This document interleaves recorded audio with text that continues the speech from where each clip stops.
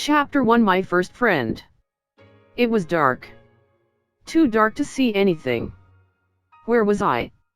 What even happened, for that matter? Someone was picking on me for being a celibate sage or something, and then that was enough to jumpstart my mind again. My name was Satoru Mikami. Just another 37-year-old in a suit. And when I shoved my coworker aside on the street, some random maniac stabbed me. Good. I remembered all of that. Which meant I must be fine. No need for panic. That wasn't like me anyway. I was known for having a cool head. The last time I panicked, it was grade school and all I did was wet my pants, just a little bit. I tried looking at my surroundings. Then I noticed I couldn't open my eyes. Odd, I thought as I tried to rub them and my arms didn't respond. And more to the point, where's my head, anyway? This was getting confusing. Like, whoa. Wait a section. I needed some time to deal with this. Whenever I start freaking out, I always find it helpful to sit still and start counting prime numbers until I calm down. Let's try that.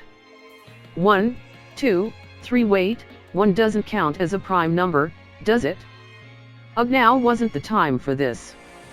I couldn't let myself think about this stupid crap. This was bad, wasn't it? Like, what's going on here? Was I like, past the point of no return, unless I did something? Panicking, I checked to see whether I was hurt anywhere. I didn't seem to be.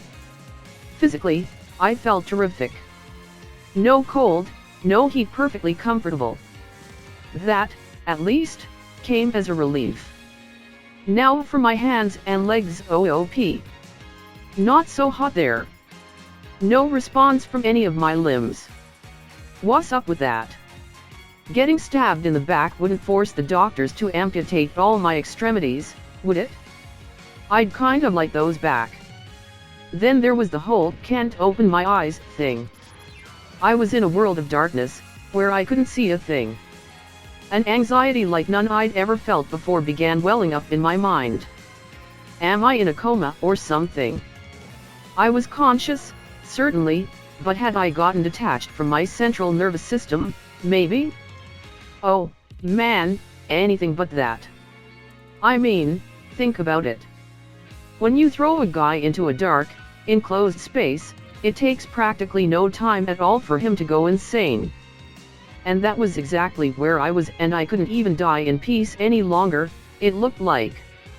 If insanity was all that waited for me here, that was enough to take the wind out of anybody's sails. Just then, I felt something brush against my body. What's that? I focused all of my senses on this unknown sensation. It felt like grass against what might have been the side of my stomach. Concentrating on the sensations, I slowly began sussing out what was around me. I could feel the pointy edges of some nearby leaves prick against my body. It made me a little happy, really. I was in total darkness a moment ago, but now I had my sense of touch back, at least. It made me so overjoyed that I made a beeline for the grass, and creep. I could feel my body sliding flat against the ground. I moved. This, at least, was clear evidence that I was not on any kind of hospital bed. The feeling beneath my stomach took the form of hard, jagged rock. It still didn't make much sense to me, but I appeared to be outdoors. So I headed toward the grass, keeping my senses keen against what I touched, although I still wasn't quite clear on where my head was. There was nothing to smell, I wasn't sure whether I had that sense or not. Really, I had no idea what I was shaped like. I felt flowing. Jelly-like. Kind of like a certain fantasy monster I was well familiar with. In fact, the idea had been running through my head for a while now. No. Come on. That's just silly. Anything but that. I decided to leave that anxiety-inducing prospect behind for the time being and instead try out the final, untested one of my 5 human senses. Not that I knew where my mouth was. So now what? Suddenly, a voice ran across my mind. Use unique skill predator? Yes, huh? WH what? Unique skill predator? And what was up with that voice? I thought I heard something weird when I was talking with Tamura earlier. That wasn't just me imagining things? Was someone there? Something didn't seem quite right with it. It wasn't that I thought I had a visitor, so much as well, as I just had words floating into my mind. Cold, unfeeling words, like a computer-generated voice. Let's go with no for now. No response. I waited a while for one, but no further voices came. It appeared there wouldn't be a second question. Did I make the wrong choice? Was this the kind of game where you got stuck if you didn't start giving yes answers? I was assuming the question would just repeat forever until I said yes, like any normal RPG. Guess not. Kind of rude of that voice, though. Showing up, asking a simple question, then disappearing forever. It was nice hearing someone for a change, but hell, man? Oh well. Let's go on with what I was trying before. My sense of taste.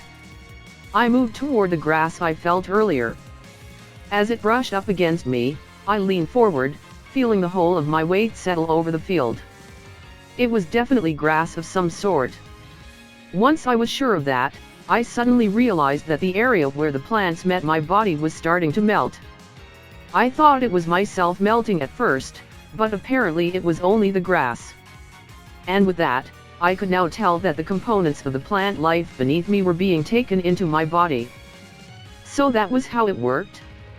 Instead of having a mouth to eat with, I just ingested plant matter with my whole body? It sure didn't taste like anything. From this, there were a few conclusions I could sensibly make. First, I was no longer human. That was a given by now. So did I really get stabbed to death? It didn't seem like much of an open question at this point. It also explained why I was resting on a rocky patch of grass instead of in a hospital room. What happened to Tamura? To Sawatari? Did he scramble my hard drive for me, like he promised? I was full of questions but also a suspicion that, by this point, none of them really mattered anymore. I had to think about what came next. So is this it? Am I really a you-know with the kind of tactile feedback I'm getting at the moment I train my senses back inside my body? It responded with a rhythmic motion. Boing. Throwing. Slowly, inside the total darkness, I took the time to ascertain the exact boundaries of my form. Heavens!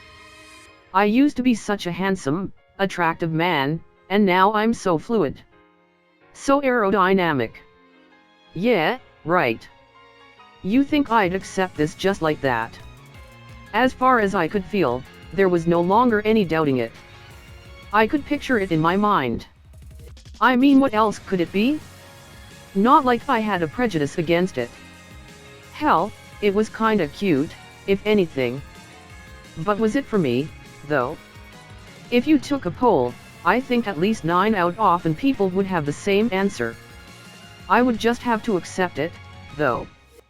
Accept the fact that my soul, or whatever you want to call it, had been reborn inside a monster from another world.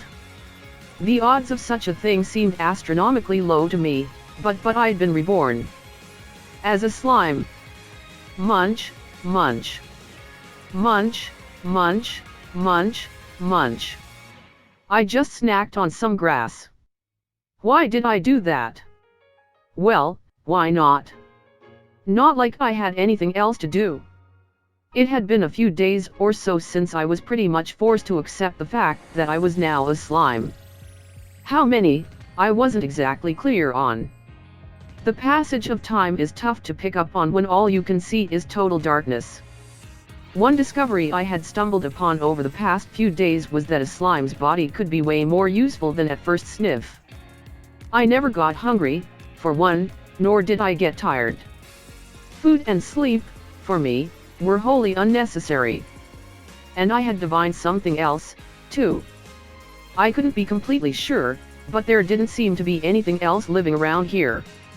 In terms of danger, I wasn't sure there was any to speak of. My days were blissfully free of worry. Or anything else, really. The whole time, I never heard that voice again. By this point, I wouldn't have minded a little companionship. But no. It was just me, the grass, and me eating it for lack of much else to do. It was simply a way to kill time.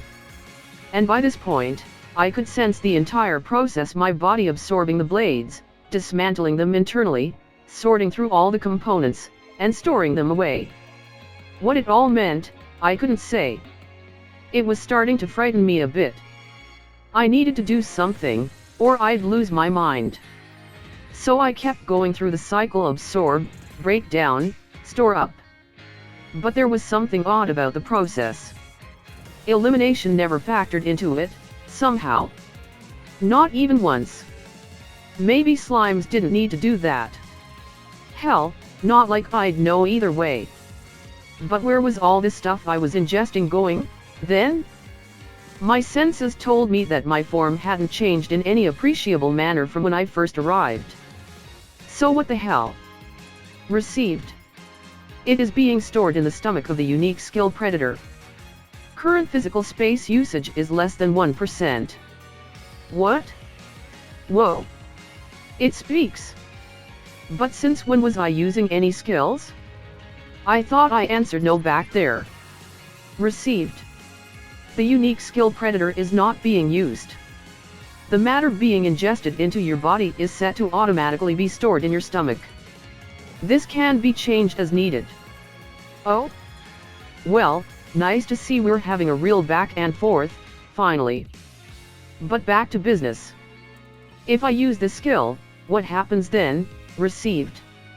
The unique skill predator chiefly comprises the following 5 effects. Predation takes the target into your body. Lesser chance of success if the target has its own consciousness. Can be targeted on organic and inorganic objects, as well as skills and magic. Analysis, analyzes and researches targets taken into your body. Lets you create craftable items. If required materials are present, allows you to make a copy-off item. Successful analysis of the casting method allows you to learn the target's skills and magic. Stomach, stores the predated target. Can also store materials created via analysis.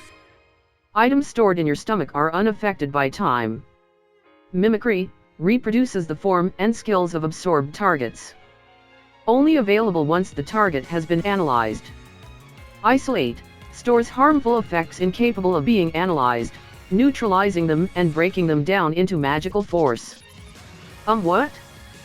For the first time in a while, I was thrown. That sounded like kind of an incredible ability. Not exactly the kind of thing slimes were known for. At least not the ones I knew. And hang on. Who was this voice answering my questions, anyway? Was someone there? Received. This is the effect of the unique skill Great Sage. The skill has taken effect, making it more immediately available. A sage, huh? And here I thought that voice was just screwing with me. Now it was the best partner I had. Hope that keeps up. Hell, anything would have been fine at that point. As long as it helped smooth out the endless solitude I was preparing myself for. For all I knew, this voice was something my mind had crafted to keep my marbles intact. It was fine by me. For the first time in ages, I could feel a burden lifting from my heart. By my count, it had been 90 days since I was reincarnated as a slime. To be more precise, 90 days, 7 hours, 34 minutes, and 52 seconds. How was I so sure about this? Turned out that was one of the many side effects of evoking that great sage skill. Holy cats, was that thing helpful. Talk about your best friend in a pinch. Any question that popped to mind, it instantly provided the answer. According to this sage, it took 90 days for the skill to fully fuse itself with my soul. Normally, it would be unable to provide responses in the form of conversation, but in order to answer my questions, it apparently revamped itself, diverting part of its world language powers to assist me. That's how it was explained to me, at least. This useful ability relaying words into my mind isn't normally possible. As it explained to me, this world language was heard only when there were great changes to the world or when you either earned or upgraded a skill, something that normally didn't happen all that often. These skills were obtained only rarely, when the world recognized that you had grown in one way or another. Evolution, meanwhile, was something most people never got to experience in their lives. It was all Greek to me, but if that was how it was, I was willing to accept it. So the great sage was answering my questions at the moment, but otherwise it was this totally passive thing. No real sentience or anything. Unless I spoke up, it would never talk to me of its own volition. That was the only real drawback, but tossing words around with someone again was a wonderful feeling, even if it was a one-way street. Although, back in my home world, having a conversation with my own skill might have been considered strange, so there I was, still locked in darkness, asking a barrage of questions. One thing the replies confirmed was that yes, I was a slime now. I also found out why I never got hungry or sleepy.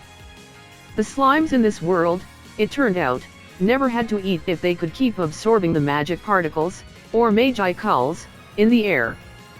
In less magically abundant regions, I would be obliged to fill up by absorbing monsters or small creatures. Most slimes shied away from areas with low magic presences, but the ones that didn't were apparently both quite strong and madly vicious.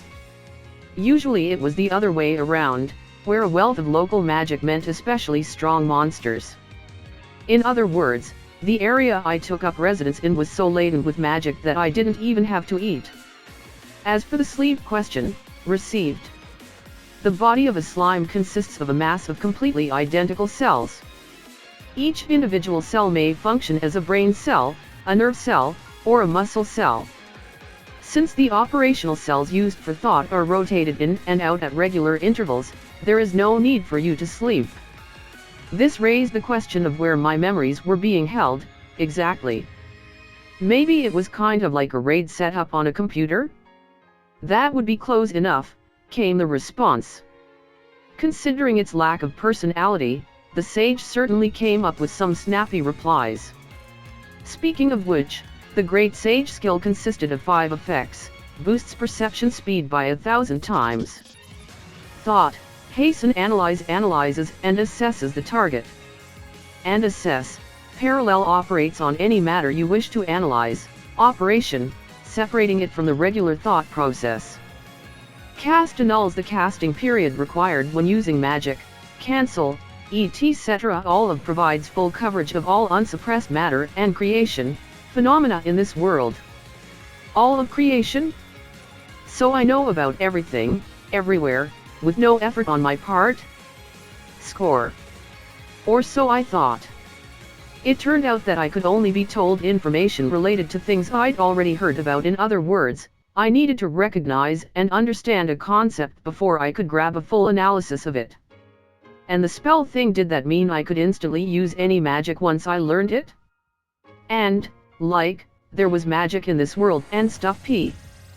The great sage replied with a big yes. Well, once I knew that, I just had to try to learn a few spells myself. I checked with the sage to see if it could help me cast magic, but that was a no-go. It was worth a shot.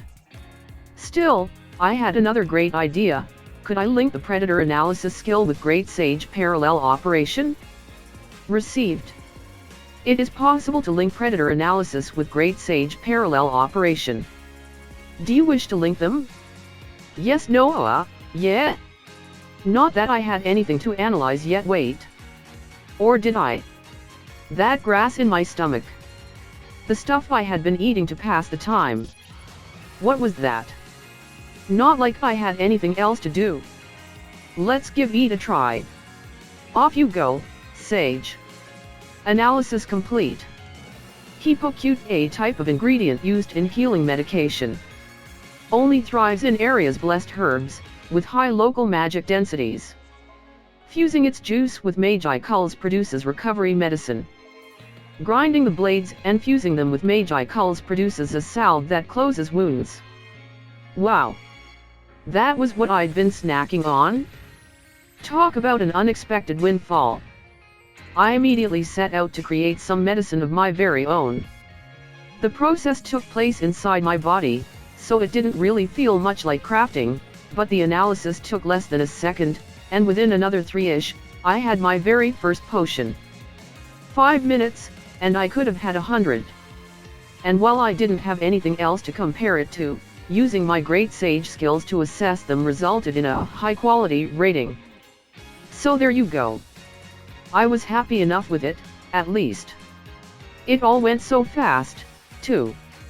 I asked the sage about it, and it said the process usually took more time than that. Linking it with parallel operation must have been the right idea, I suppose. To test that theory out, I unlinked it long enough to create a single potion. It took 50 minutes. Damn, that was slow. Looks like I had the foresight to stumble across some mega-compatible skills to combine. Not that I knew what I was doing at all. Some of your garden variety weeds were also sprouting here and there, but most of the local grasses were heapo cute. How about that?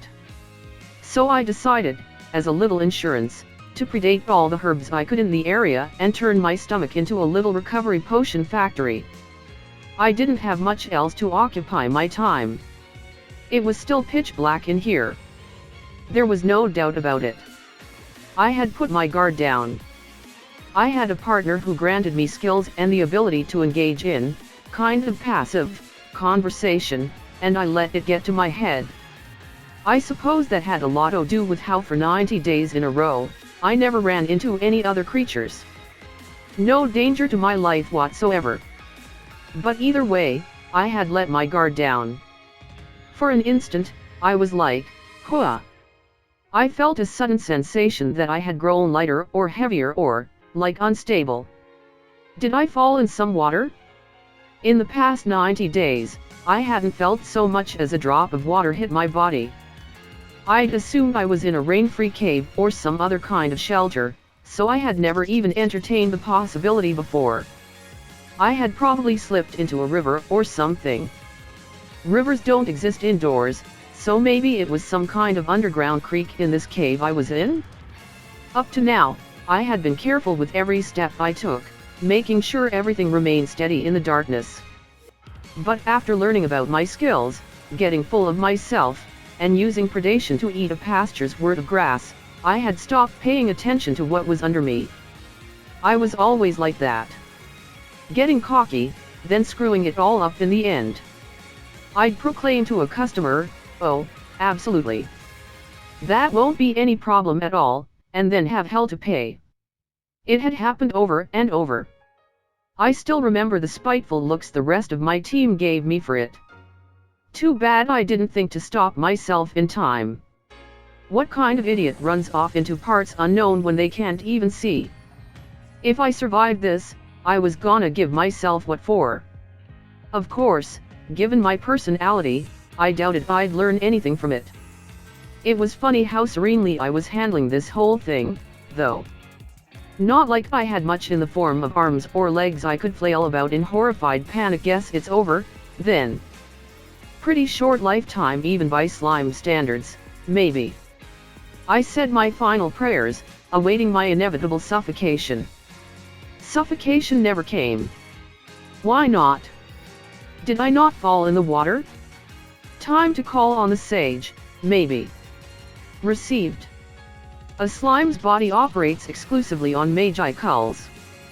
Oxygen is unnecessary, and therefore, so is breathing. That is why you have not been engaging in that behavior. Oh right. I wasn't paying attention, but I guess there wasn't any breathing, was there? Made sense. Even after 90 days, I was still learning something new. But now wasn't the time to celebrate. I had fallen into water, and even if I wouldn't die, it did still put me in kind of a bind. What now? I couldn't really tell whether I was floating or sinking. My lack of limbs precluded any attempt at swimming. Would I wind up at the bottom sooner or later and be able to creep my way back to the surface? Or was I doomed to bob around in the middle of the current, never reaching much of anywhere? Though, if anything, it felt less like a violent torrent and more like I was being rocked in a cradle. Very gently rocked. It felt pretty good. Something told me this wasn't flowing water after all. Maybe it was a lake, not a river. I didn't feel as though I was being taken anywhere. I was just kind of bobbing up and down, like a plastic bag, and it didn't feel as if I'd ever hit bottom. If things stayed this way, I was in big trouble. What now? Just then, my brain cells or my slime body, I guess, came up with an ingenious plan. Maybe I could go all predator on this water and then spit it out for some water jet propulsion. Would that work? Only one way to find out. Not like I could do anything else. So I started drinking, filling my predator stomach up to approximately 10% of its capacity. Then, I expelled it like I was wringing out my stomach. The sense of release was exhilarating. Suddenly, I heard a voice in my mind, water pressure propulsion skill acquired. It was the first time I recognized it.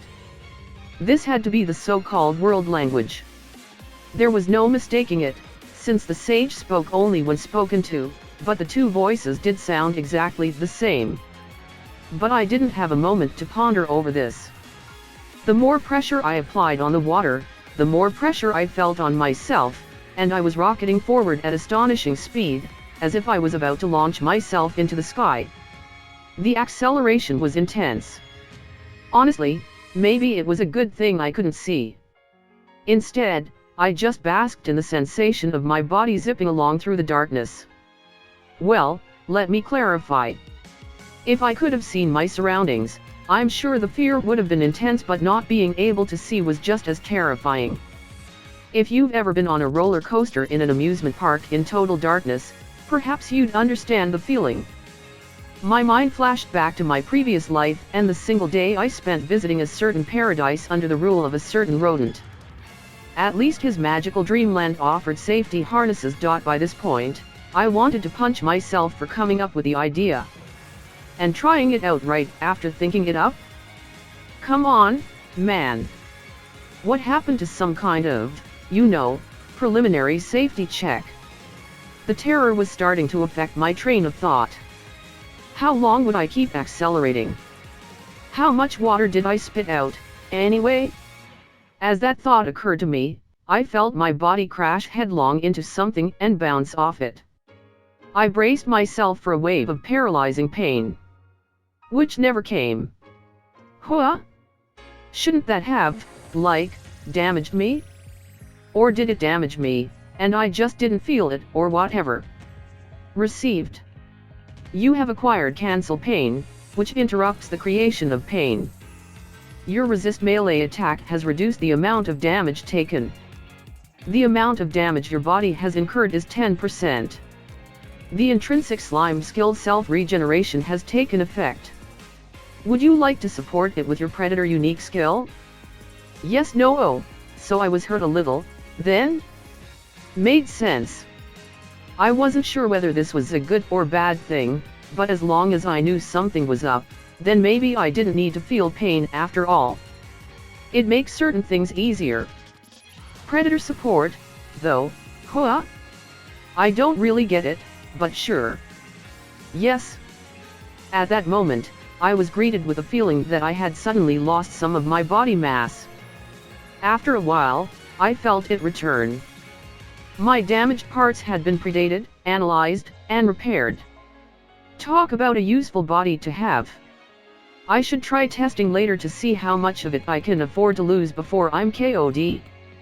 It was way too dangerous to mess with in detail, but I guess I could afford to go without at least a bit of it at a time, so something told me I was getting a little too careful, anyway. I had a stockpile of recovery potions, which I didn't even have to use. And I would have figured losing a tenth of my body would be a pretty serious issue, but now I knew I could just regenerate it in the space of seconds. Next time I was damaged, I'd try using those potions. So where am I wonder? Making sure my body was back to normal, I checked out my surroundings. No telling what kind of dangerous monsters might be nearby. I was out of the water, but maybe there were scary, scaly things waiting for me on the other side. Slowly, carefully, I started taking action. It kind of seemed as if whenever I did something carefully, it meant I was about to be exposed to a heap of danger. I was sure it was just my mind playing tricks on me, though. And that thought probably did me no favors, because can you hear me, little one? I heard something. Little one? It's probably not anyone besides me, is it? It wasn't a voice, exactly, but something I could recognize more directly and instinctually in my mind. I didn't have any ears to listen with anyway. Hello. You can hear me, can you not? Respond to me. Well, no shit. But how was I supposed to reply without any mouth? As an experiment, I tried thinking shut up, Baldy. In my mind not like this guy could hear it or anything. But how was I gonna get anywhere here if I couldn't even give a oh-ho? You dare to call me bald, do you? Rather a lot of nerve packed into such a little body, no? I had hoped to give my first guest in quite a while a little kindness, but it would seem you are in rather a hurry to die. Oh. Geez, could have warned me that would work first. And I had no idea who I was dealing with, either. Well, that was it. My loss. Time for an apology. I'm sorry. I didn't know how to reply to you, so I just tried saying the first thing that came to mind. I'm really sorry about that. I can't see anything right now, so I have no idea what you even look like. Did that come across? Kind of rude to call this guy bald when I couldn't even see him, I supposed. If he was, I'd probably just pushed some very delicate buttons. Ha ha ha ha ha. Ah ha ha ha ha ha ha. The resulting laugh came in 3 distinct levels. A masterpiece. So were we cool now, or? How fascinating. I had assumed you reacted as such upon seeing me, but you cannot, eh? Most slimes are low-level monsters, incapable of conscious thought as they run through the cycle of absorption, division, and regeneration. It is the rare one, indeed, that ever leaves its habitat. Now what was he talking about? Was he more curious than angry, then, or? Either way, this was my first contact with another intelligent being. The first conversation in my new, boozy life. I wanted to keep it a friendly one. You had aroused my curiosity, slime, by the way you so eagerly slammed into my body. The regenerative powers you just showed astonish me. Are you a named monster, perhaps, or a unique? A what? And a what? Say again? I'm sorry, I don't get what you mean. I've only been alive here for 90 days HMM.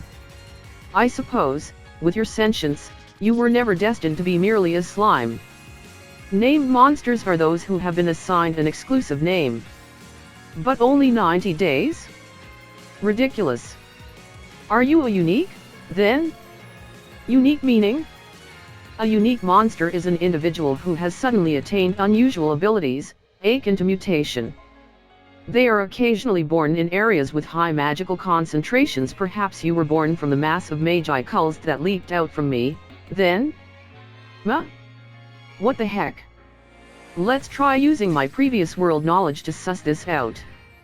This guy, I'll call him a guy for convenience's sake, had been leaking magic all over the local area. It was so thick, in fact, that it gave birth to a monster. A slime. Me, was that it? No monster has ever come close to approaching my domain in the past 300 years. If you were born from my magical force, then perhaps, indeed, that gave you the power to touch me and live to tell the tale. Oh, so you're kind of, like, my dad, then?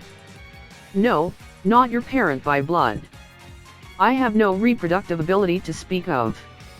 Some monsters do, and some do not, you see. Really? 'Cause I thought that kind of came with a package by default. But if I just spontaneously burst out from magic or whatever, maybe you don't need it, huh? Your intellectual abilities surprise me. Very few, indeed, are the monsters that possess anything of the sort. Among all the monsters, only magic-born have sentience in the way you or I would understand it. The commentary went on for a while. But the most important thing to learn from it was that apparently humans existed in this world, too. Then there were non-humans, species very close to mankind in nature and similarly gifted with reproductive abilities.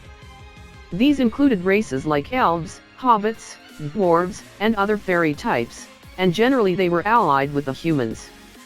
Alongside that, you had races like goblins, orcs, lizardmen, and so on, which were hostile toward mankind and treated like monsters as a result.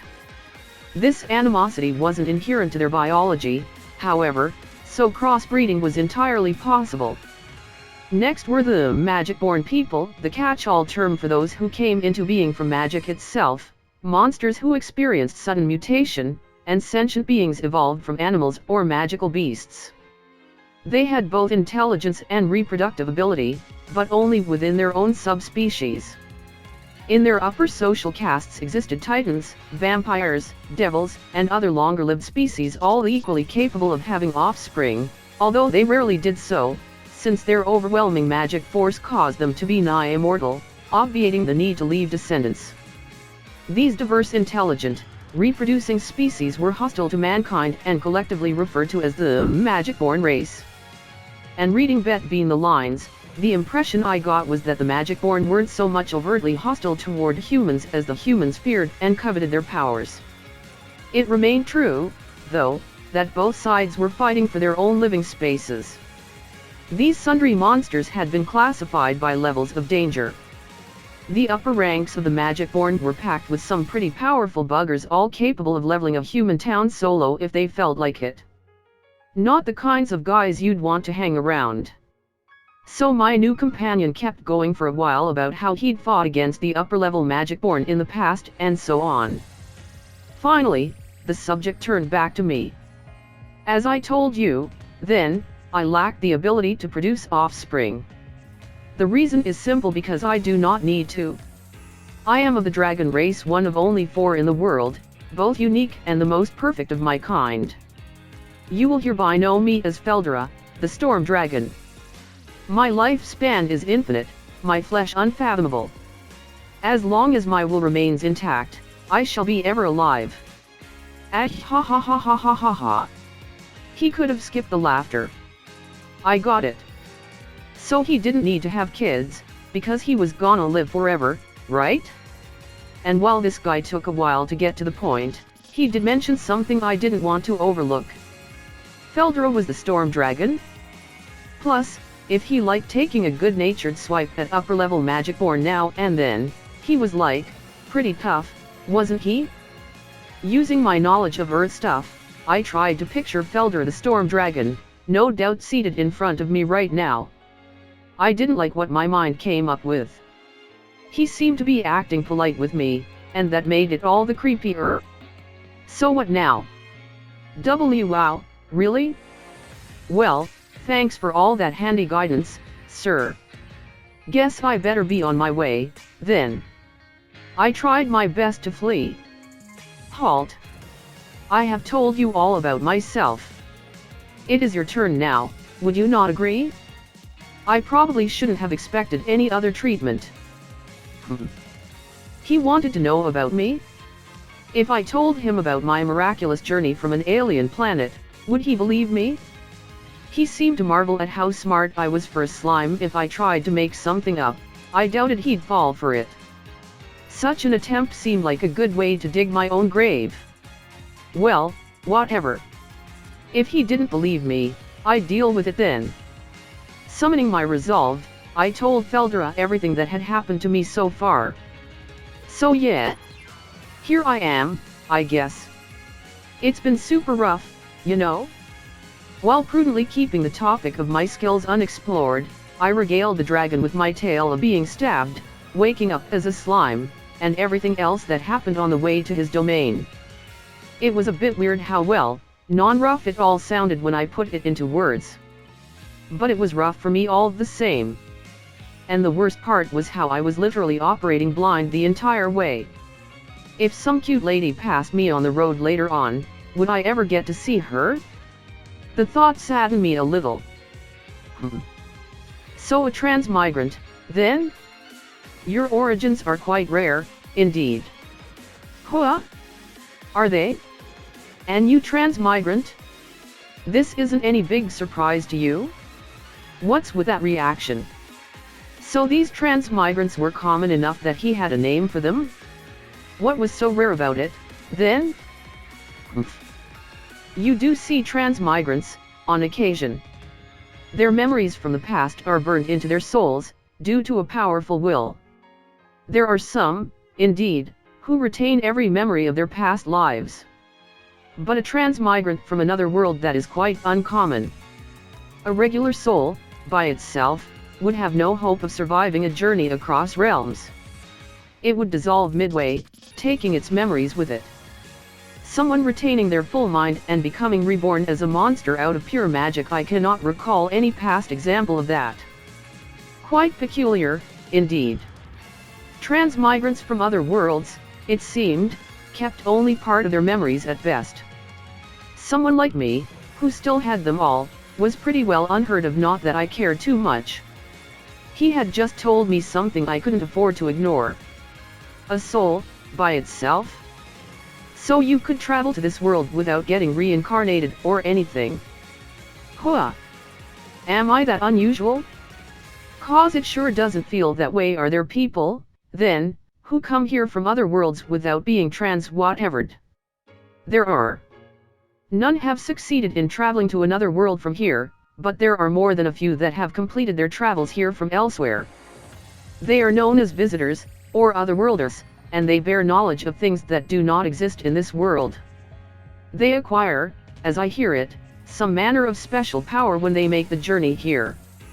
Beyond that, there are records of transmigrants, who, as I said, bear knowledge of other worlds.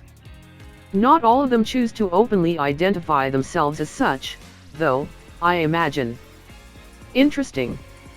I didn't know whether they came from the same planet I did, but it might be good to chat with them a bit. There might even be some from Japan, for all I knew. It was probably best for my sanity to have a goal while I was here, besides. I see. In that case, I think I'll try and track down some of these otherworlders, as you called them. Maybe I'll find someone from my own land. Well, one moment. You said you cannot see, yes? Oh, yeah. And? It was a pain in the ass, yes, but as long as I took my time and kept from getting myself killed, I was sure I'd run into some fellow visitors. Probably. Let me help you see, then. IJM, what? Damn. This guy, I mean, Felder the Storm Dragon, he was acting way too nice to me, wasn't he? Could I really trust him? Really, indeed. On one condition, however. What do you say? I didn't like the sound of that, but what the hell? What kind of condition? A simple one. When I grant you the ability of sight, I beg of you not to fear me. That, and I bid you come visit and speak to me again. That is all. I trust my terms are agreeable to you? That's all? Was he sure? What a lonely dragon. Guess there was no one else around at the top. No wonder he couldn't stop talking to me. I must have been his first conversational partner in ages. If I'd had my druthers, I would have said this dragon was a total pushover. He might have been feeding me a line this whole time, even saying he was a dragon. Maybe the dragons in this world weren't even all that powerful in the first place. Heh. This was a pretty good deal. Is that really all you need? Yes. To be honest with you, I was sealed away in here 300 years ago. Ever since then, I have had so much free time on my hands, I was practically out of my mind with boredom. What do you think? Well, if that's all you need, you got yourself a deal. Good. It is a promise, then, and I trust you will hold up your end of the bargain. Of course. Maybe I don't look it, but you can count on me, man. Just ask anybody on Earth. They'll vouch for me. Hopefully he wouldn't try to. That would be bad. Very well. There is a skill known as magic sense. Can you use it? Oh, here we go again. More walls for me to deal with. So unfair. No, I can't. What kind of skill is that? It allows you to perceive the particles of magic floating around you. It is not a very powerful skill, and all it offers is a visual reference, so it is not difficult to acquire. Oh, sounds easy enough. Indeed. I can wield it as easily as I can breathe. I hardly even bother to think about it. Really? So once I learn that, I'll be able to see again? Precisely. This world is covered in sheer magic, although it is not spread evenly across its entire surface. Did you know, also, that light and sound both have the properties of a wave? Yeah, I've heard about that. Light waves and sound waves. Ah. How intelligent of you. Did you learn of that in your past world? You must have, I wager. But, indeed, you will be able to observe how these waves disturb the nearby particles of magic, then use that information to calculate how the area around you looks and sounds. Simple, yes? Not really? What kind of BS was that? I'm not really sure whether that sounds simple or not, actually no. But that is what allows one to continue fighting even after losing both their sight and hearing. It protects you from surprise attacks, and that is all but a requirement for survival here, is it not? Why yeah, but can we skip all that fighting talk and just get me seeing again, maybe?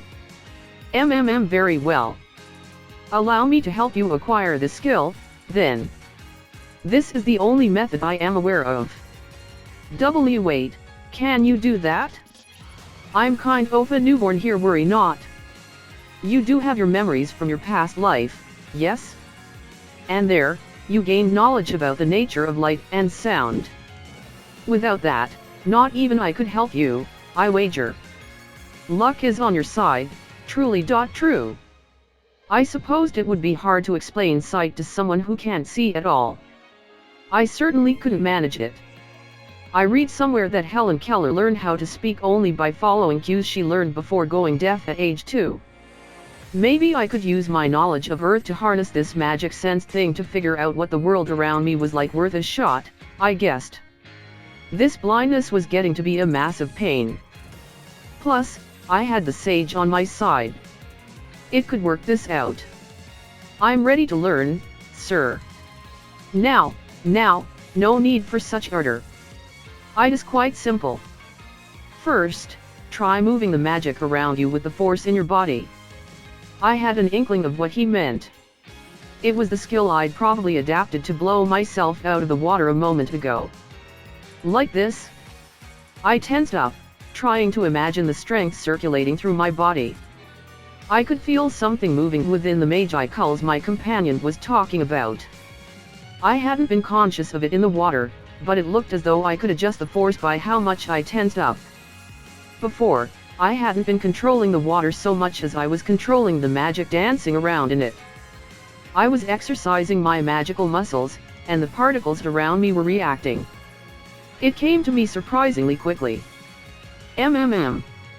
You are more gifted in this than I thought. Now, do you see the difference between the magic moving within you and that outside of your body? Whoa! Maybe this actually was easy. Maybe I was more sensitive to the magic I absorbed now that I was conscious of the way I lived off it. Well, sure. Like, that's the stuff I've been eating all along, right? Ha ha ha. If you understand that much, the rest is child's play. All it takes is feeling the movements of the particles outside of you. Yeah, that I didn't get. But I gave it a shot, doing as I was told and feeling out the particles surrounding me. And I found I could. I could sense them hanging in the air, riding air currents, moving around all sorts of sensations. Let's ask the sage about this. Confirmed. Extra skill magic sense successfully acquired. Use the extra skill magic sense? Yes, no, huh? It was that easy? Well, sure, yes, then man, talk about a rock I can rely on. The moment I invoked magic sense, my brain was filled with new information. A massive amount, something my human brain never could have processed, the waves of light and sound pushing every single tiny particle around, and I processed it all, converting it into perceptible data. The thing about human eyesight is that it doesn't give you even a 180-degree view of what's in front of you. Now, all of a sudden, I could see a full 360 degrees around myself. The shadows of the rocks around me, the views hundreds of meters away. The moment I turned my attention to it, I could figure out what it was. If I were still human, all this perception data probably would have fried my brain circuits. But now I was a slime. My cells could provide muscle just as easily as brain power. So somehow or other, I withstood the torrent of information. Then synchronizing extra skill magic sense with unique skill Great Sage successful. All information will now be managed by Great Sage. Suddenly, my vision opened up. The brain-searing sensation from before was gone, and then I could see so clearly that it was a wonder I wasn't able to do it before. Something told me that having the sage at my side was almost cheating. It wouldn't be going too far to put it that way. If someone else had it, I'd probably bitch that it was against the rules. Since I had it, though, no problem. Oh, I think I've got it. Thank you very much, I said, turning my attention to the creature in front of me. Holy crap! He really was a dragon. He was covered in scales that shone a dark shade of black, tougher looking than steel itself but supple and flexible. A big, evil-looking gaw. You're a dragon. He looked positively demonic, towering far higher than I anticipated. My internal scream welled up, pouring out of me, and I don't think I could really be blamed for it. What a surprise. I feel bad for ever thinking this guy was pet-sized. This was for real. Absolutely no doubt. The body, startlingly similar to a Western-style dragon's, shone like obsidian. There were 6 fingers on each hand, equipped with claws that looked ready to tear through whatever they found. The 2 pairs of wings on his back, one larger than the other, came to a point at their respective ends, like swords honed to perfection and ready to dice. Upon closer observation, the ominous scales covering his entire body actually radiated a dark purplish light, a mixture, perhaps, of their natural color and the unearthly force that made its way through the surface. There was something strangely beautiful about his vast shape, the picture of majestic dignity. I began regretting being so rude back when I couldn't take it all in, but that was all water under the bridge. Turned out, by the way, that I was indeed oval-shaped. Like a little bun. Kind oval, light turquoise, maybe? Lighter than the daylight sky, but not by a lot. A rather elegant color, I thought. Shame about the whole being a slime thing. You do remember your promise, yes? And considering your previous complaints, you learned rather quickly, no? Oh, of course. I was just joking a little, is all. I can see just fine, and plus I can hear now, too. I really appreciate this. Humph. You could have taken your time, so he was fine after all. A little scary looking, but he was awfully kind to me, for no good reason. He really was lonely, I imagined. It was unfortunate that he looked the way he did. Kind of like that little story about the poor red demon who wanted to befriend the humans. So what do you intend to do next? Well, for starters, I figure I might as well look for some other worlders from my home country. Not that I care too much if I don't, but you know. Finding some would be better, but it's not as if we were guaranteed to become fast friends. Plus, with my brand new eyesight, scoping out the world could do wonders for me. Harvesting the light and sound around me had just expanded my world 1,000-fold. Now, finally, I could say goodbye to my days of literally chewing the cud in my tiny cave or whatever. That dragon, though. The more I stared at him, the more sinister and terrifying he seemed. And yet he didn't move a single inch. He mentioned a 300-year-old seal, right? By the way, Feldra, you said something about being sealed away? Ah. Yes, I perhaps underestimated my opponent slightly.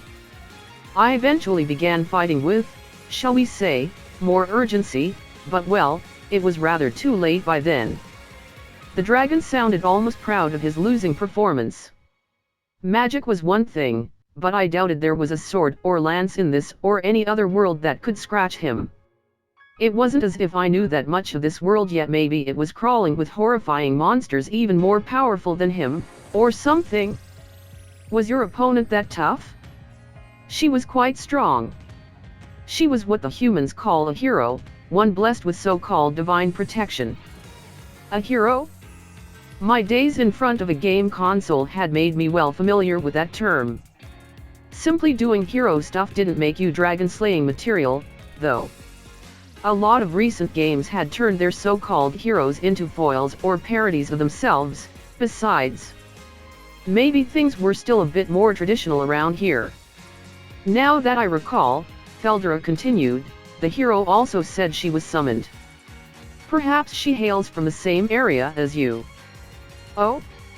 I dunno where I come from, nobody's that strong, you know. Perhaps, but many other worlders come here bearing special powers. Powers that are chiseled into their souls in the midst of their journey. The summoned will always bear one such skill, a unique skill, one exclusive to them and them alone. Unlike the other worlders who come here by sheer accident, these people bear a soul strong enough to withstand the stress of the summoning process. The fact that said summoning process so rarely succeeds in this world otherwise proves as much. When you say summoning process, do you mean magic, or whatever? Precisely. A process requiring at least 30 magicians conducting a ceremony that takes place over 3 days. It is rarely successful, but it is seen as a powerful weapon to have in one's arsenal, should the need arise. A weapon? Those summoned in such a manner are bound by a magical curse upon their soul, unable to resist the orders of their masters. Whoa, really? No human rights or anything. Human rights? What rights would one possibly expect in this, of all worlds? Do not entertain such fantasies in this realm, little one. The only law that reigns here is survival of the fittest. Might, as they say, makes right. Well, hull. If you got summoned to this world, no point hoping that your old values applied over here, I guessed. Bit hard to accept that. So are you saying that otherworlders pretty much get treated like slaves here? No. It depends. There is no domination stamp applied to them. If society accepts them, they are free to live their lives as they please.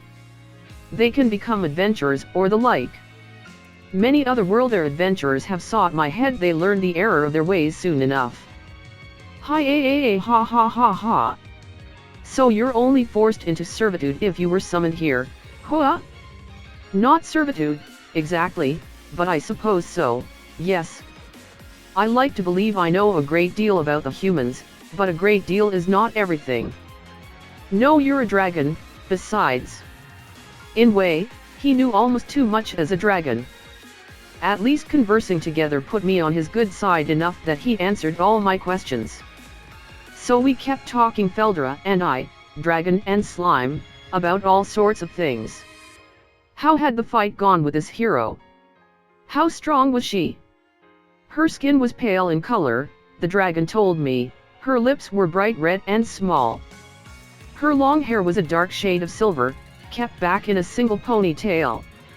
She was slim, not that tall, rather small for a human. Her face was apparently covered by a mask, but there was no doubting her beauty. I asked him whether this beauty was enough to distract him, whether he was too enwrapped to defend himself properly. "Enough of your nonsense," he bellowed back at me. Apparently she carried a long, curved sword. A katana, it was called. She didn't bother with a shield. Taking advantage of two unique skills, absolute severance and unlimited imprisonment, and a wealth of other magic, she, as Feldorov put it, overwhelmed him. There was more than a trace of nostalgic contentment in his voice, or so it seemed to me. Something I picked up on as we spoke was that this dragon, I think he really liked humans. He kept calling them wimps and garbage and such, but from the way he put it, he never deliberately killed anyone who attacked him. Not unless they went out of their way to rile him. One time, 3 centuries ago, just one time, he emphasized a certain chain of events made him reduce an entire city to embers. That was what made the people send a hero his way, and now thanks to that hero's unlimited imprisonment he was in his current predicament. I had trouble enough figuring out my own feelings about a lot of things. Other people's, I could only guess at. But I was starting to get the impression that, well, maybe this wasn't such a bad dragon at all. I mean, I liked him. And he wasn't anywhere near as scary as before. All right. Well, what do you think? Friends, then? It was kind of really embarrassing to put it like that. I'd have been blushing right then, if I could. What? A mere slime, daring to seek the friendship of the mighty beast feared worldwide as Feldor the Storm Dragon. Oh, 11M, you don't have to if you don't want, but you fool. You foolish fool. Who said anything about not wishing it? Oh, no. Okay, so, now what? Indeed, if you insist, I suppose I could consider it. I could feel him sneaking furtive glances at me. It would have been one thing if it had been a cute girl sitting next to me at the movie theater, but it was quite another when it was a death-dealing mythical beast. Not fun. Pretty funny, though. Yep. I insist. It's settled. And if you don't like it, then watch out, 'cause I'll never come back. No, so be it. I will become your friend. I do hope you appreciate the gesture. Hell. I wondered whether I could manipulate the other 3 dragons he mentioned like this. I was made to exploit people, and he was made to be exploited. A perfect match. Well, to future times, then. Indeed. To future times. Yes, allow me to give you a name. In exchange, you will give one to us both. Huh? Why? Where'd that come from? It shall chisel into our souls the fact that we are of the same rank.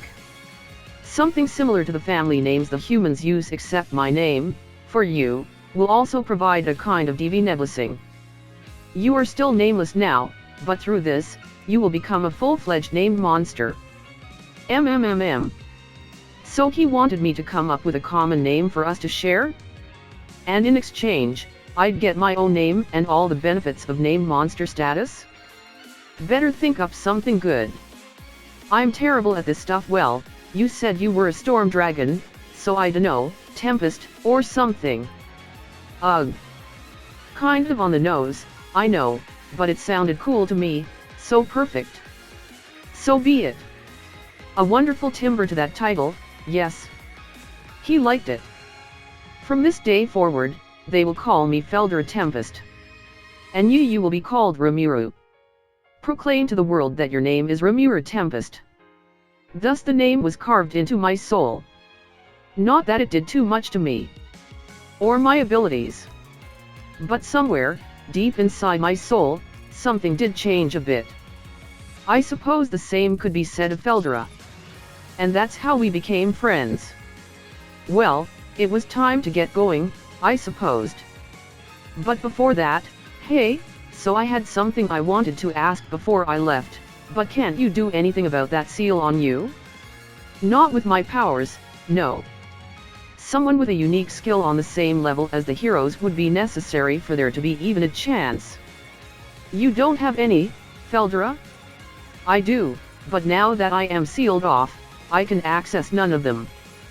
Telepathy is about all I can manage at the moment. The hero's unlimited imprisonment could hold its target captive in an infinite number of imaginary spaces for all of time. It wasn't some weak barrier that would allow casual interference with the real world.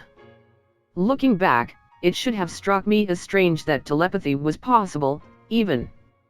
It wasn't the sort of thing that would break down over time, but given that he could have any contact with the real world, and even exchange messages, perhaps it said more about Feldra. Neither of us noticed this at the time, though. Well, here, let me try something. I rolled over to Feldra and tapped my body against him. Invoking unique skill predator to consume unique skill unlimited imprisonment failed. I figured as much, but no, I certainly wasn't hero caliber. With a dazzling light, my unique skill tried to do its work but weakly bounced off without any further comment. I thought it might have made a small rip, but that was all. The barrier would repair itself shortly, no doubt. I was hoping that unique skill on unique skill would result in something, but it didn't. Was there anything I could do, though? Something received. Partial analysis of unique skill unlimited imprisonment complete. Reporting a potential escape route. Any escape involving a physical body is not possible. The chance of destroying the prison by physically damaging it is 0. Cannot analyze an escape route involving the annulment of imaginary space. One would need to be caught within the same unlimited imprisonment situation in order to analyze it from the inside. This is currently impossible. The chance of escaping in spiritual form is 1%. If a spiritual receptacle is prepared for the target on the outside to aid in the transition, the success rate is 3%. This process is equivalent to transmigration. If the target is poorly compatible with the receptacle, he will lose all memories and abilities. This concludes the report on potential escape routes. Kind of low numbers, it sounds like. Unlimited imprisonment looked like nothing more than a transparent membrane from my perspective, but physical damage did nothing against it? Maybe it had some kind of insurmountable defense attached to it, for all I knew. Hey, did you lay any damage on this hero at all? Or vice versa? Ah, I am glad you asked. Most of my attacks were evaded, but I did land several direct hits which, I regret, had no effect on her. Death-calling wind, dark lightning, even storm of destruction had no effect, despite being completely unavoidable. A total loss. All I could do was laugh. Feldra then accentuated the point with a loud, hearty guffaw.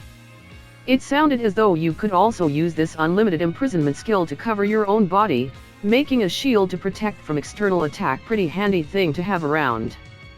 This hero was starting to sound downright omnipotent. Between that and absolute severance, she was all but invincible, wasn't she? I really wouldn't want to run into her, but then, I wouldn't have to. I would have liked to assume she had died in the ensuing 300 years, at least. Either way, she was one tough character. So if I was going to get him out of here, it would be through transferring his consciousness into a new body. Hull? I guess I need some kind of receptacle to get you out of here. Even if it's in spirit form only, it sounds like it ought to be possible. No point telling him what kind of odds he had to go on. I'd just be hurting Feldra further if I dampened his spirits. There is a way out of here. Indeed, I feel my magical force will exhaust itself by no later than 100 years from now. My magic continues to flow out of me, even now. Yeah? So that's why there's such a concentration of it around here indeed. Even high-class monsters would not dare approach. You saw how there were no weeds on the ground? The sort of plants that can thrive in this area are very rare indeed. Right. I recalled all the hippocute herbs I'd churned through over my short life. It was that valuable, huh? Yeah, So you want to try escaping, maybe? If I had the right receptacle, I think that'd help our chances a fair amount. Do you know what I'd need, though? Indeed, even if I escaped in spiritual form only, it would be quite difficult to regather magic and form my core once more. You're creating a small tear in the prison help my chances immensely, no doubt. As for that receptacle, the new core, if you can bring one to me, all I'd have to do is traverse myself over to it. Transmigration, I suppose, yo. And here I thought he was a little slow. He knew exactly what I was getting at, didn't he? The exact same conclusion the sage had made. Pretty much, yeah. If it's something I can get on this side, I could look for it for you. To tell the truth, I do not need any core at all. You can keep a secret, I trust. As I said, I am both unique and the most perfect of my kind. A fully unique creation, one that takes purely spiritual form. I have no particular attachment to this body. It is merely the faith of those who live around me that forms the shape you see. There he went again, spouting off complete nonsense. As far as I could piece together in the ensuing conversation, the basic idea went like this: using his consciousness alone, he could gather magi cults toward him to form a physical body. Said body was currently being held in this prison, but that prison also prevented his will from collecting the magic he needed. Could he escape in consciousness form alone? No, because he needed some kind of receptacle. If he simply burst out in spirit form, his essence would scatter to the winds like the magic itself, erasing his very existence. This would result in the birth of a new storm dragon, somehow, somewhere. I didn't care about the details by this point. But to sum up, maybe he could escape, but if he did, he'd wind up being something else. It wouldn't matter to him. So much for that. But what if I used Predator to consume Feldra himself? I could either analyze him inside my stomach, or isolate him and annul the effect of unlimited imprisonment, and he'd be out. Would that work? Received. It is possible to store the target Feldra in your stomach via the unique skill Predator. Really? In that case, if I could convince him of it, we could get going. If I couldn't, he'd have another century of isolation before he was reduced to non-existence. So I spent a few moments explaining the Predator skill to Feldra, and what I wanted to do with it. It'd be impossible from the get-go without the sage's help, but wahahaha. Fascinating. Please, go ahead. I leave myself at your mercy. You're that ready to believe me? But of course. It'd be far more fun to break through this prison with you than sit around and await your return. With the OVO of us together, this unlimited imprisonment could fall quicker than we thought. Now I got it. He was one, but now we were two. I liked his outlook. So the plan was I'd use Great Sage and Predator to analyze this beast, and Feldra would try to destroy it from the inside. No worries about Feldra dissipating away in my stomach. I was starting to think this could actually work. Alright. So I'm gonna consume you, alright? Hurry up and get out of there. Ha ha ha. Right away. You shall make me wait no longer. Let us finally join together. Right. I summoned up my stores of resolve, touching him for a moment, then activated my predation skill. In a moment, Feldra's massive form disappeared from sight. It happened almost too fast. We were talking just a moment ago. Seeing him gone suddenly made me feel very small and very solitary. Using the skill on my first target created too much resistance to work at all, but with the help of a fully cooperative Feldra in all his hugeness, it couldn't have gone more smoothly. Heat and unlimited imprisonment itself were sucked in at once. Kind of a surprise it all fit in me, though. Checking my stomach usage, geez, 25%? How big was that thing, anyway? Then, conduct analysis of unique skill unlimited imprisonment? Yes, this better work, I prayed as I thought yes to myself. A cataclysm shook the world on that day. It was the only way to describe the reaction when the disappearance of the storm dragon Feldera was confirmed.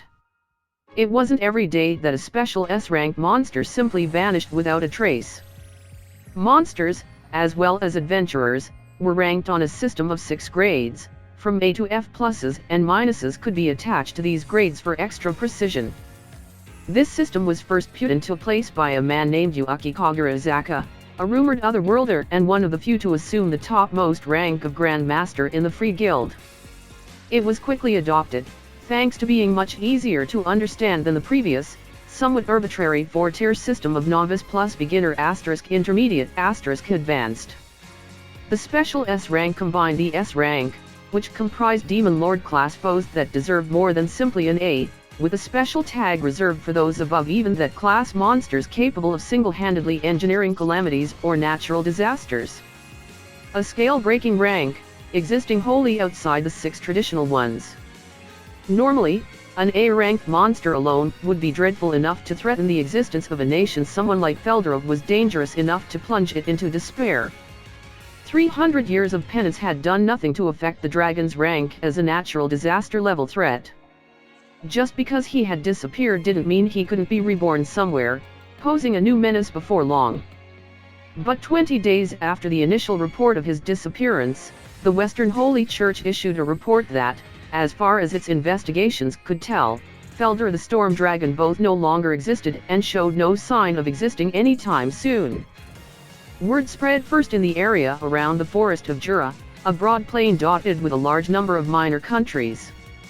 Once Feldera's fate had been broadly reported, each one of them sprang to their feet, the proverbial hornet's nest stimulated to action. Every king and every minister of every nation held day after day of emergency meetings, gathering information and debating what to do next. It was a trying time for the Baron of Veriard, minister of the small kingdom of Blamund, but not half as trying as it was for the man Veriard had called into his private chamber that day. This was Fuse, a man just as renowned for his sharp, unrelenting eyes as he was for his small stature. He was the guild master for this kingdom, a position affording him a hefty amount of authority even in such a tiny nation. "I believe you know why I summoned you here," the Baron began the moment Fuse walked through the archway. "You have heard about the Storm Dragon by now, have you not?" Fuse nodded. "Of course, my Baron," he said in his low, hoarse voice. "Humph," Veriard spat out in response. "I suppose I should expect nothing less of you, my good guild master. Now, may I ask about how the guild intends to respond?" "We have no particular plans at this time, sir." "I'm sorry, did I hear you correctly? You have no intention to take action, FFES, sir," Fuse replied with a voice devoid of emotion, silently asking the Baron what he was so perturbed about. "I do not feel any action is necessary." The Baron, not a great fan of this response, chose to keep those feelings hidden. "Rather a strange thing to say, is it not? Not necessary? The disappearance of Feldera the Storm Dragon may portend further monster activity in the space of days, even hours. And you are taking no measure at all against it. It would strike me as rather strange to do so, sir, for taking such measures is the job of the state. I am responsible for the Free Guild, not for providing volunteer work when bidden." This was the truth, as far as Fuse was concerned. The Free Guild was an independent, non-governmental agency. Its members were afforded no special guarantees of security or comfort unlike the assorted workers and craftsmen on the government ledger, but the basic rights that all citizens were entitled to. Their only official debt to the kingdom came in the form of taxes. That was the system in Blamund, as it was in nearly all the nations that surrounded it. To put it another way, the Free Guild was a group that operated outside the framework of any nation and one far more unified than a single government as well. It was a fact that some of their operations occurred without the knowledge or consent of these nations, whether the guild intended it to be seen that way or not. "Is it not the responsibility of the state," the guild master meekly continued, "to protect the assets of its people? In the same way, it is the guild's responsibility to protect the lives of its members. We both have a lot on our plates, I suppose. Fuse wasn't sure whether he had imagined the blue vein that had just popped up on Veriard's forehead or not. He hadn't. The Baron knew his position was being probed. Enough pretense, Guildmaster. How many mercenaries can you provide us? How many adventurers with combat experience? What is the size of the defense force you can provide in service? I need numbers. The Guildmaster gave a roll of his eyes and sighed. I do hope we are on the same page when I say this, sir, but I will remind you, we are not an army of volunteers. If we are talking about a mobilization based on the terms of our agreement, I can provide you the equivalent of 1/10 of our members. If you wish access to anything beyond that, well, that would all depend on our compensation. The population of Bluemont was almost exactly 1 million. The membership log of the local free guild totaled around 7,000, family members not included. Thus, if the kingdom decided to invoke its agreement with the guild and muster 10% of its members, 700 in all, these fighters would officially join the command of the national army. Such an order, of course, would apply only to guild members who belong to Bluemont and no other nation. All free guild members fell under the same banner, but their home nations were also clearly stated in the logs for this reason. What's more, while a nation had the right to define its own mobilization period under this agreement, it was also obliged to give the guild a 1/5 discount on taxes collected during the entire period. This allowed governments to rapidly summon a powerful force, and the guild to make sure its men would not be obligated to the state for too much of their time. For a group like the guild, which was required to pay salaries to all deployed members in advance, it was the obvious approach to take. Besides, even if a government asked for every man the local free guild had, there would be no way to handle them. After all, only about half of any guild's membership had any fighting skill. The Bluemont nobles were fully aware of this. Normally, they wouldn't have their top minister attempt to bully the guild master into better terms, but the times demanded otherwise. The monsters were stirring, for one, but even beyond that, they had more pressing motivations. Terry, well. Enough of this. Are you trying to wring the truth out of me, Fuse? Fuse's eyebrows raised a little at the mention of his name. Veriard rarely, if ever, called him by it. He turned his eyes toward the Baron for the first time. The area near Felder's prison was meant to be absolutely impenetrable, he said. Now that route may potentially be open to direct navigation, and that means we must consider the possibility of the Eastern Empire taking action? Ah, certainly so, the Baron replied. Whether they were letting Felder be or were simply afraid of the seal being broken, we have been detecting sudden new movements in the Empire after a long period of silence. Do you understand what that means? If they can navigate that forest, this kingdom will be swallowed up instantly. And we can forget about the Western Holy Church providing us any meaningful support. The countries around the Forest of Jura have no meaningful alliance with each other. We will all become Empire vassals in the blink of an eye. No support from the Church? I fear not, no. They never were terribly interested in wars between mere mortals in the first place. Annihilating the monsters is what their doctrine calls for. Quite so. If we could have them deploy even one of their paladins, the Empire wouldn't be so quick to move. Not needing to prepare for monster attacks would buy us some time, at least. I doubt anything could stir the Church to action, Fuse said. The destruction of a nation or two does nothing to affect their own finances. They cannot help everyone, nor even their own flock. He took a moment to gauge the Baron's face. Veriard looked exhausted, as if he had aged rapidly in just the past few days. It was understandable. The two of them were childhood friends. And even though Veriard was merely a baron, if the public knew of Fuse's close contact with a member of the nobility, it would create assorted difficulties for the both of them. They both had to pretend to use each other for their own personal gain, which was why they usually portrayed their relationship as surly and resentful. It would take more than the power of a small kingdom to overcome this thorny obstacle they now faced. But perhaps, Fuse thought, his friend was being overly anxious. The Empire was on the move, It was true, but that didn't mean they should expect an attack before sunset. But how do we know the Empire will take action against us? He offered.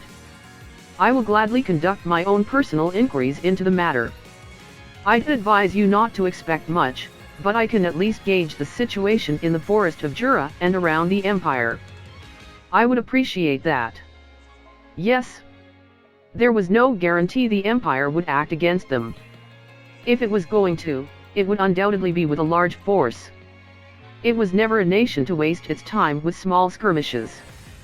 No, it would casually send over a force of 1,000,000 or so and trample over every nation in the area, one by one. Assembling such an army would take time, at least 3 years or so. Which was not a generous amount, but it created some wiggle room to work with. I had best begin gathering information, then, Fuse said to close the conversation. There is little time. I am off. Thank you. The two of them nodded and went their separate ways. There was much to do. 30 days had passed since I swallowed Feldera. What had I been up to? Well, think about it. If I were being attacked by a monster, what would you do? I mean, I was a slime now. It would be hard for me to zip away from a slavering attacker, much less defend myself. So I'd been spending my time thinking about how to fight back. Along the way, I'd also been consuming any particularly odd-looking herbs or glowing rocks I stumbled across. There was a fair amount. I was still in the region Feldera described as teeming with local magic, and nearly everything I found there was hypocute herbs. Which was about what I figured. More healing potions for me, I suppose. I also found that most of the glowing stones and such around here were what was called magic ore, which could supposedly be refined into a metal harder than iron or steel and highly compatible with magic. I was kinda hoping for something a little less common, but I didn't even know whether orichalcum or crimson ore existed here, even if they were famous back on Earth. I shouldn't be too greedy. So as I was chowing down on all these yummy herbs and rock, an idea came to mind. If I could spit out water fast enough to give me powers of flight, maybe I could slice right through foes, too, like a high-pressure water jet cutter? No, I know what you're thinking. You're thinking I was about to screw it up again, aren't you? You really shouldn't look down on people like that. I was good in a pinch, you know. They always wrote that in my report cards at school and stuff. Excellent work when he applies himself. So yeah, I think it'd work. Back I went to the underground lake from before. Just as I had imagined, the pool was pretty big. The air felt supremely tranquil to me. There were no creatures around, not even in the water, I assumed, what with all the magic soaked up inside it, which made it all the quieter. Pure, unadulterated nature. Truly a sight to see. But back to business. I moved right into the action phase last time without testing a single thing, which was fairly ill-advised. That, and I ejected too much water at once, propelling myself far quicker than intended. No game plan whatsoever. This time, I'd keep it at water pistol level, expelling just a bit at a time. Just taking a mouthful of water and THPBBT spitting it out. Here I go. Not much water coming out. Too small of an exit hole? I expanded it a bit. Water shot out with a little more energy this time, dousing a nearby boulder I was targeting. A promising sign. After a few more minutes spent adjusting my water levels, I decided to boost the pressure just a tad more before opening wide. Launch. Then again, gradually upping the output as I kept my water gun practice going. It was starting to take form, yes. But, okay, while a shot of water might sting a bit, I didn't think it'd deliver a particularly decisive attack. So now what? I thought to myself as I took a dip into the lake to gather my thoughts. Whenever I was tired, that was my cue to hit the bath for a bit. I wasn't just splashing around for kicks, all right? Besides, It also gave me a chance to use magic sense and observe myself floating and sinking in the water. I reminded myself of a jellyfish, kind of. Maybe I could vibrate my body's surface to create currents or something. I gave it a shot, running magical force across my skin to control the particles around me. The vibration ran across my entire body, so I tried to point it in a single direction, and that was all it took to get me moving. Nice! I spent a little while whizzing around the water like that, enjoying the experience. A nice change of pace, to be sure, but I totally wasn't just messing around, alright? Let's keep that straight. Skill, current movement, acquired. I thought it was the sage for a moment, but it turned out to be the world language instead. That bit of playing around just earned me a new skill. Oh, but it wasn't playing around, okay? I was just relaxing a bit.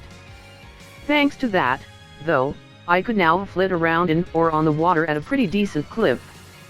If need be, I could use water pressure propulsion to speed things up, too.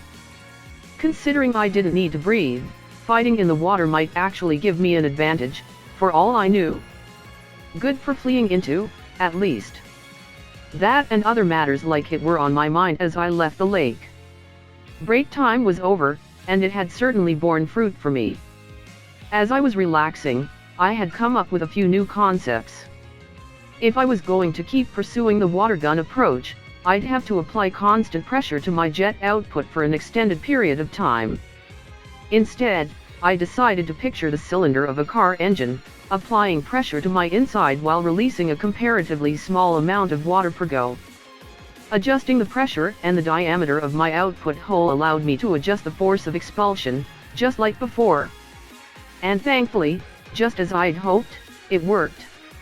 A small jet, ejected sharply out of my body, slapped itself against the boulder, and it actually broke the rock slightly where it hit. Success, I think. Better keep practicing before I forget the knack.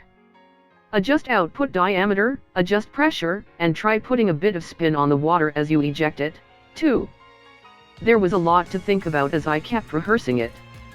But that was it. That was the mental picture I had to keep in mind. Slicing through with water. I had to make the jets as thin and flat as possible, applying just the right spin to them. So I gave it a whirl. And it worked. The cylindrical shot of water fought through the air resistance fast enough to leave after images, just like a blade, then slashed its way right through the rock. With enough force to astound even me. It was the pinnacle of my efforts, the best results of my week of practice.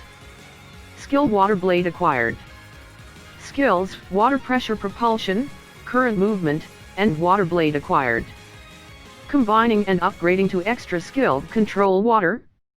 Whoa! It really did work. Extra skills were supposed to offer a completely different level of force than regular ones. Now I had a way of defending myself. It was just about time to head off. Well, finally. 120 days had passed since I got reincarnated at the banks of this cavern lake. Was I nervous? Yes. I still couldn't talk, exactly. I had no vocal cords, and I'd been poking around my body for something I could use as a substitute, but no dice yet. Staying here until I had more success was one option, but unlike with the water blades, I really had nothing to go on. For now, it'd have to be telepathy or nothing, and if my would-be conversational partner couldn't use that, then so be it. Not the greatest of situations, but there you go. Either way, I couldn't goof around in here forever. I wanted to see the outside world, and if I could, I'd love to run into some fellow Japanese otherworlder castaways. Learning some magic could be fun, too. It was time to get started. No time like the present, and all that. Feldra wasn't giving me any particular responses or signs inside me. It almost felt as though I'd lost him, but I knew that wasn't the case. We had a promise, besides. Next time we meet, I better have some funny stories I can share with him. With an internal sigh, I traveled down the lone path upward from the broad underground cavern I had grown used to, my mind on the wide world to come. Who knew what would be awaiting me? I hardly knew what to expect, but I knew I wanted it.